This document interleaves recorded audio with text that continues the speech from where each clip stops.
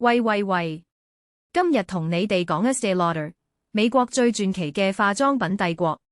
創辦人 Estée Lauder 女士由1946年開始，由一個小小嘅廚房創立咗呢個美容王國。佢哋嘅香水系列，特別係絕咗版嘅，而家喺市場上已經買少見少。今日介紹嘅3支全部超過$200，係真正嘅香水收藏品。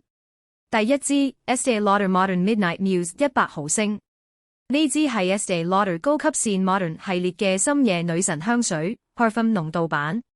前調有佛手柑同金桔，中調係玫瑰、紫羅蘭同茉莉，後調係琥珀、檀香同麝香。夜間專屬嘅奢華花香，而家已經絕咗版。100毫升大容量$722，係 Estée Lauder 收藏家嘅終極目標。第二支 Estée Lauder Cinnabar Parfum 15毫升。Cinnabar 係 Estée Lauder 經典東方調香水，1980年代推出嘅 Spicy Oriental 傳奇之作。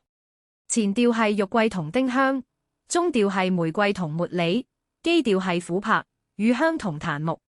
呢支係 Parfum 濃度最濃最純嘅版本。15毫升已經$337，極度稀有。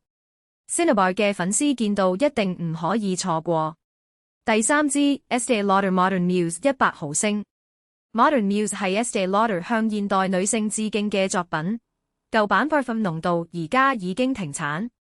前調有綠葉同金桔，中調係紫花同茉莉，基調係琥珀同檀香。$322，市面上極難揾到呢個舊版大容量。3支 Estée Lauder 絕版頂級香水全部喺 trendyground.com 有售，賣一件少一件，而家仲買到價咋。